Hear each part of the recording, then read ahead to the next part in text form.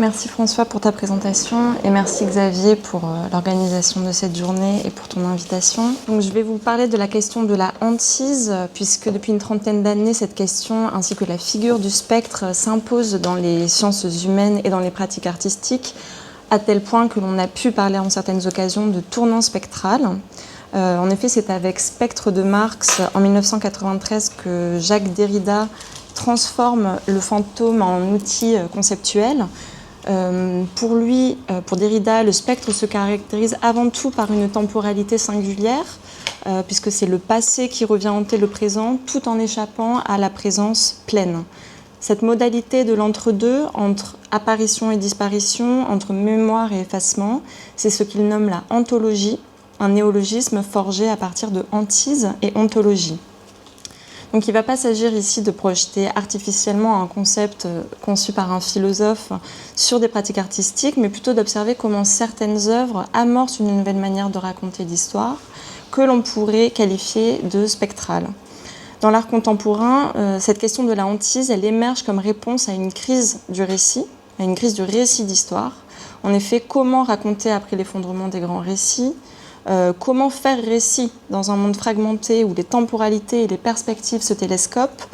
La peinture d'histoire classique, avec ses codes narratifs clairs et sa linéarité temporelle, semble inadéquate pour raconter la démultiplication des voix, pour saisir le nouveau rapport au récit qui est conditionné par les nouvelles technologies et l'ère d'Internet. Donc l'œuvre de Julie Méritou, à mon sens, incarne cette transformation. Elle substitue à un récit linéaire une constellation de traces. Pour comprendre cette singularité, je vais vous redonner quelques éléments biographiques de cette artiste, donc, qui est née à Addis Abeba en Éthiopie en 1970. Elle quitte avec sa famille l'Éthiopie à l'âge de 7 ans après la révolution et l'installation du régime militaire du Derg, et sa famille s'installe aux États-Unis, dans le Michigan. Dans les années 90, alors qu'elle n'a pas une très grande connaissance de la scène artistique contemporaine, elle étudie à la Rhode Island School of Design dans un contexte américain qui est alors principalement dominé par la performance, les nouveaux médias et l'installation. La peinture aux États-Unis, durant cette décennie, opère plutôt un retour vers la figuration, incarnée par des artistes comme Eric Fischl ou Kerry James Marshall, pour ne citer que, parce qu'il y en a évidemment de nombreux. Donc choisir l'abstraction à ce moment-là constitue plutôt un geste à contre-courant, d'autant plus que l'abstraction est aux États-Unis encore très liée à l'héritage de l'expressionnisme abstrait, à cette vision moderne, téléologique, très masculine et héroïque de l'art. Les représentants contemporains de l'abstraction sont alors des artistes comme Julian Schnabel ou David Salle qui renouent avec cette subjectivité gestuelle. Méritou, quant à elle, dans ses années de formation, ne s'intéresse pas à ces artistes-là, mais plutôt à des artistes processuels et conceptuels, c'est-à-dire pour des artistes pour qui le processus de création compte autant que l'objet fini. Donc je pense à David Ammons, par exemple. Et donc c'est à partir de ces pratiques qu'elle va développer une œuvre picturale qui est elle-même processuelle et donc va situer sa peinture dans une sorte de troisième voie. Donc là, je vous projette l'une de ses premières œuvres, Migration Direction Map. Donc on peut constater dès ses premières œuvres, avec cette intégration d'éléments cartographiques dans son travail, un lien une certaine proximité avec certains gestes de l'art conceptuel. Donc mon analyse va s'articuler en 3 temps. Tout d'abord, vous montrer comment elle transforme la peinture d'histoire en esthétique spectrale, en ce que je me propose d'appeler une esthétique spectrale, puis les modalités concrètes, techniques de cette hantise, et enfin sa dimension politique et éthique. Donc il faut d'abord saisir comment Méritou rompt avec les modalités traditionnelles de la narration picturale, puisque le genre de la peinture d'histoire s'est construit sur un modèle narratif clair, l'identification des personnages, la lisibilité de l'action, la linéarité temporelle, et Méritou, elle, va substituer à cette tradition ce que j'appellerais une grammaire spectrale, c'est-à-dire un système de signes où la narration procède par rémanence, contamination et résurgence, plutôt que par un enchaînement causal. Donc l'espace de la toile ne raconte pas l'événement, il emporte la trace. Les signes sur la toile ne sont jamais de purs éléments gestuels, ils portent une charge sémantique précise. Et Meretou s'inscrit à ce titre dans l'héritage d'une abstraction politisée et engagée.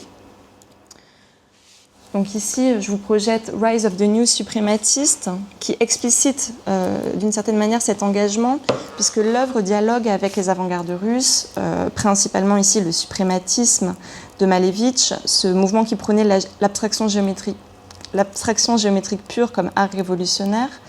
Mais le titre de Meretou joue sur une homophonie troublante, puisque suprématiste résonne ici avec suprémaciste. Elle reprend donc directement le vocabulaire formel du suprématisme, des formes géométriques pures, une composition très dynamique, mais elle en fait évoluer le sens politique. Donc pensez à Battre les Blancs avec le coin rouge d'Al-Lissitsky de 1919. Le coin rouge symbolisait l'armée rouge des bolcheviks pénétrant le cercle blanc des contre-révolutionnaires. Un siècle plus tard, Meretou réactive ces formes révolutionnaires mais les dirige contre les nouvelles hégémonies. Le suprémacisme racial, les structures de domination néocoloniale. Les formes utopiques des avant-gardes, des premières avant-gardes, sont reprises et employées comme armes critiques contre les oppresseurs contemporains. Et donc, on est face à une abstraction, mais qui est une abstraction qui est, je dirais, située et qui n'est pas pure. Donc pour ancrer son abstraction dans le réel, Meretou part toujours de l'architecture, en tout cas dans ses premières peintures, qui, selon elle, je cite, « reflète les machinations de la politique ». Mais plus encore, l'architecture, c'est ce qui, dans l'espace, constitue la matérialisation même du pouvoir. Donc pour cela, l'artiste compile des plans architecturaux de sources hétérogènes, donc des plans d'aéroports, de centres commerciaux, de stades, de places publiques. Et au stylo technique, sur sa toile, elle reporte ces géométries. Elle les fait se chevaucher dans des collisions temporelles et géographiques, comme on peut le voir sur ce tableau, sur ce très grand tableau de 2004, Stadia 2. Donc c'est une toile de près de 3 mètres sur 4 qui se présente d'abord comme un vrai chaos visuel. C'est une explosion de lignes, de projections d'encre, un vrai tourbillon chromatique. Mais sous cet apparent tumulte, une structure organise la composition puisqu'il s'agit de plans superposés de différents stades à travers l'histoire. Donc au niveau le plus profond, tracé au stylo technique, donc au stylo noir, on devine les contours du Circus Maximus romain, qui était l'arène antique des courses de chars et des exécutions publiques. Par-dessus les lignes du stade olympique de Berlin de 1936, donc c'est l'architecture de la propagande nazie transformée en théâtre de l'idéologie raciale au moment des Jeux olympiques. Et s'y superposent les plans du Maracanã de Rio et ceux du Caesars Superdome de la Nouvelle-Orléans, devenu camp de réfugiés durant l'ouragan Katrina. Donc ces architectures, elles ne sont pas, comme vous le voyez, simplement juxtaposées, elles fusionnent, elles s'interpénètrent, elles créent des courts-circuits temporels où l'Antiquité romaine se télescope avec le XXIe siècle américain. Le plus saisissant, je crois, c'est la manière dont ces architectures, qui sont recouvertes de couches d'acrylique transparent les unes entre les autres, elles deviennent spectrales. Elles sont invisibles directement, dans la mesure où on arrive à identifier aucun de ces stades directement, mais elles continuent d'agir comme des sortes de forces magnétiques dans l'espace pictural. Donc en effet, dans la peinture de Meretou, le spectre, le fantôme, se manifeste à partir de plusieurs formes qui peuvent coexister sur l'espace de la toile. Il y a d'abord l'effet de palimpseste, que l'on retrouve déjà ici, la dissolution et la transformation des images de presse, la saturation de l'espace et l'absence de point focal, dont tu as en partie parlé par ailleurs, Noémie. Donc, en effet, le spectre n'est jamais un motif représenté, une figure qu'on pourrait isoler. Il est produit par la matière picturale elle-même, par les opérations de stratification et d'effacement qui constituent le cœur de la pratique de Julie Meretou. Donc le palimpseste, vous savez, c'est ce manuscrit gratté et réécrit où des textes antérieurs affleurent sous les nouvelles inscriptions. Ça devient ici comme un modèle épistémologique. Mais là où le palimpseste traditionnel conserve une hiérarchie temporelle claire, ces toiles créent des courts-circuits temporels. Les couches ne se succèdent pas chronologiquement, elles s'interpénètrent. Donc on le voit ici dans Empirical Construction Istanbul, qui est une sorte de portrait d'Istanbul, mais Istanbul n'y apparaît pas comme une ville singulière, mais comme un nœud de temporalité enchevêtré. Donc on a les tracés du Grand Bazar ottoman, qui est donc ce labyrinthe commercial qui fut pendant des siècles un nœud commercial pour l'Eurasie, se superpose ici donc au plan du métro new-yorkais, avec des cartes du Caire, avec ses avenues modernistes taillées dans le tissu médiéval, qui entrent en collision, on peut l'apercevoir par touches, avec des bleus d'architectes des centres commerciaux de Dubaï. Donc le spectateur, qui fait une vraie expérience de désorientation, est plongé dans une expérience qui, je crois, mime la mondialisation. À savoir cette expérience spatio-temporelle où Tokyo et Lagos, le XIVe et le XXIe siècle, peuvent coexister dans le même instant.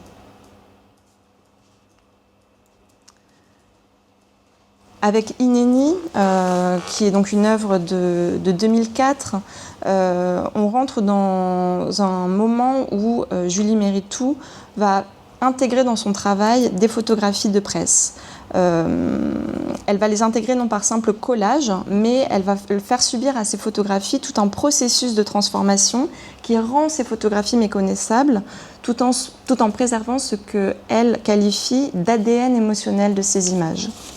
Donc ces images, ce sont des images que l'on retrouve dans la presse, que l'on retrouve sur les réseaux sociaux. Ce sont des images que chacun d'entre nous a pu voir, mais donc qui ont subi cette série d'opérations numériques, donc la saturation chromatique, le floutage, la rotation, la pixelisation, et donc elle vise à extraire ce qui reste de l'image quand l'information factuelle, quand l'événement s'est dissipé. Donc ici, avec Hineni, elle fusionne deux catastrophes contemporaines. En fait, c'est pas de 2004, c'est de 2018, excusez-moi. Puisque c'est les incendies qui ravagent la Californie et les incendies suite aux destructions des villages Rohingyas en Birmanie. La dominante orange qui sature la toile est donc bien sûr la couleur du feu. Les photographies sources ont été réduites à cette seule essence chromatique. Et le titre, Hineni, qui veut dire « me voici » en hébreu, transforme l'œuvre en dispositif d'interpellation. Cette formule, qui est prononcée par Moïse face à l'appel divin lors de l'épisode du buisson ardent, devient chez Méritou un appel éthique adressé au spectateur, en même temps qu'il permet de lier sa peinture à un thème récurrent de la peinture d'histoire. Donc en liant trois figures du feu, c'est-à-dire le feu environnemental, le feu intentionnel et le feu prophétique, elle explore finalement les ambiguïtés de cette force élémentaire qui est le feu et souligne les interconnexions des expériences humaines face aux bouleversements climatiques, politiques et sociaux. La structure compositionnelle de Hineni renforce cette interpellation puisque les couches de peinture créent une profondeur qui aspire le regard, qui l'attire vers le centre de la toile. Le spectateur est littéralement happé par l'œuvre, pris dans son champ gravitationnel, forcé d'habiter l'espace de la catastrophe. De même, cette peinture que je vous projette de Invisible Line Collective, qui est vraiment une œuvre impossible à reproduire parce que, un peu comme Hineni, il faut vraiment faire l'expérience visuelle parce qu'il se passe quelque chose de très troublant. Déjà, on est face à un format monumental, c'est vraiment une pièce immense. Et le regard, à titre personnel, c'est la première fois que j'ai fait cette expérience, mon regard n'avait aucun endroit où se poser. Il était excité. Dans tous les coins de la toile. Chaque endroit de la toile était intéressant, pertinent, mais vraiment le regard était perdu et invité à aller partout. Donc cette saturation de l'espace et l'absence de tout point focal imposent une véritable expérience spatiale et corporelle aux visiteurs, ce qui rappelle bien la source de la pratique de Méritou, qui vient donc des artistes processuels qui travaillent en grande partie avec leur corps. À mon sens, cette saturation visuelle constitue une forme de stratégie de résistance à la lisibilité immédiate dans laquelle nous existons. L'abondance d'éléments graphiques crée une confusion productive qui mime le flux informationnel contemporain tout en résistant à sa consommation instantanée. On voit tout en même temps que l'on ne voit rien. L'absence de hiérarchie visuelle participe de cette résistance. Sans centre ni point focal, le regard erre, il dérive, il se perd dans ce que Deleuze et Guattari appelleraient un espace lisse par rapport à l'espace strié du pouvoir, c'est-à-dire un espace fermé. Donc cette structure où chaque point peut se connecter à n'importe quel autre sans centre organisateur constitue, je crois, une proposition politique autant qu'esthétique. Elle refuse la logique qui fige l'histoire en un seul récit officiel, préférant plutôt une prolifération de micro-récits. Donc, cette force politique de l'œuvre de Julie Méritou repose sur une double opération. Tout d'abord, révéler la nature spectrale de ce qui prétend à la solidité ou de ce qui est tellement structurel qu'il en devient invisible, à savoir les architectures du pouvoir. D'autre part, elle active ce qui a été réduit au silence, les vies effacées, invisibilisées. Cette stratégie inverse les hiérarchies traditionnelles entre visible et invisible, présence et absence, pouvoir et résistance. Donc avec cette œuvre, Conjured Parts, High Ferguson de 2016, donc c'est une œuvre qui a été créée après le meurtre de Michael Brown par la police à Ferguson en 2014. Cette œuvre exemplifie la dimension insurrectionnelle et éthique du spectre, puisque chez Derrida, le spectre revient hanté pour porter un message, pour porter un message éthique, pour faire justice dans le présent, dans lequel il revient. Donc le titre ici est programmatique, puisque Conjured Parts, des parties convoquées, invoquées, c'est comme dans un rituel qui ferait surgir les morts pour qu'ils témoignent. La toile se présente comme un maelstrom de forces contradictoires, des vortex noirs déchirent l'espace pictural, créent des zones d'aspiration qui menacent d'engloutir la composition entière.